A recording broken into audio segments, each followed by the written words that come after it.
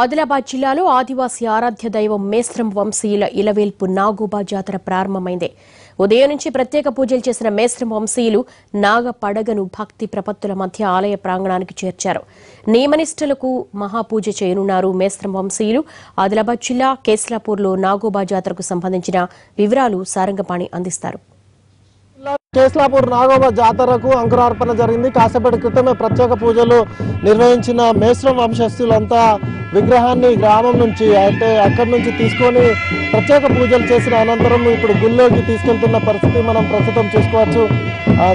వీళ్ళంతా ఇక్కడి నుంచి తీసుకెళ్తున్న పరిస్థితి అయితే మనం చూసుకోవచ్చు. అసలు పూజలకు సంబంధించి పూజా విధానం సంబంధించి అడిగి ఇప్పుడు మేస్రం తిరుపతి మాట్లాడుతున్న గుంజల గ్రామం నారాయణ మండలం. ఇప్పుడు పూజా సామాగ్రి తోటి మేము ఆభరణాలతోటి మేము మందిరికి బయలుదేరినాము.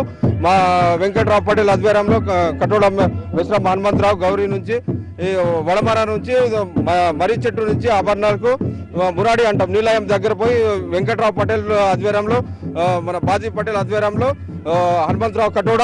ఇప్పుడు మేము చిన్న సన్నిధి నుంచి ఆభరణాలతోటి దేవునికి సంబంధించిన నాగోబా శ్రీ శేష నాగోబాకి సంబంధించిన మేము ఆభరణాలతోటి మేము బయలుదేరినాము. ఇప్పుడు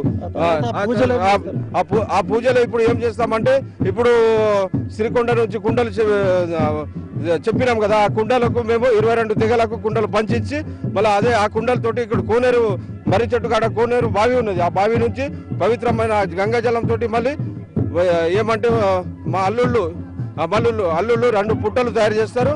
2 పుట్టలు తయారు చేసినాక అక్కడ మేము ఇక మహాపూజాన్ని రాత్రి జరుపుతాం. అభిషేకం ఎప్పుడు ఉంటుంది? గంగాజలం నుంచి అభిషేకం రాత్రి ఉంటుంది సార్. అభిషేకం రాత్రి.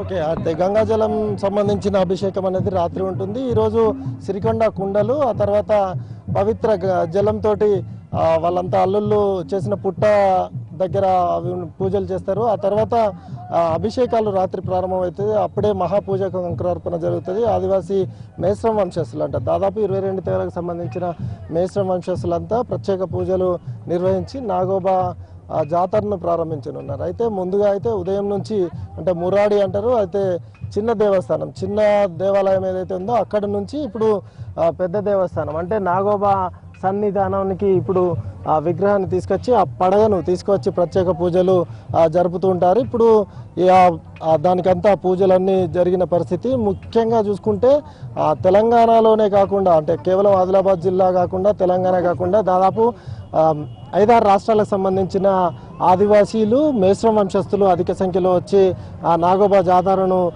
తిలకిస్తూ ఉంటారు. ఈ జాతరలో పాల్గొంటుంటారు, ప్రత్యేక పూజలు చేస్తుంటారు. ముఖ్యంగా ఇది మేస్రం వంశస్థులదే అయినప్పటికీ దీనికి దాదాపు లక్షల మంది భక్తులు వచ్చి నాగోబాను పూజిస్తూ ఉంటారు. ప్రత్యేక పూజలు చేయడం పిల్ల పాపలతో, తర్వాత కాడెడ్ల బండ్లతో వీళ్ళంతా వచ్చి పూజలు అయితే జరుగుతున్నాయి. అయితే మరి కాసేపట్లో ఈ నాగోబా జాతర మహాపూజకు అంకురార్పణ జరుగుతుంది. ఇప్పుడైతే ఉదయం నుంచి ప్రత్యేక పూజలు నిర్వహించిన వాళ్ళంతా ఇప్పుడు నాగ పడగ అయితే నాగదేవ విగ్రహానికి సంబంధించిన విగ్రహాన్ని మాత్రం చిన్న ఆలయం నుంచి పెద్ద ఆలయంలోకి తరలించడం జరిగింది. అర్ధరాత్రి అమావాస్య కాబట్టి ఈరోజు ప్రత్యేక పూజలు చేస్తారు. ఇప్పుడు నాగోబా జాతరకు ఆ సమయంలో అంకురార్పణ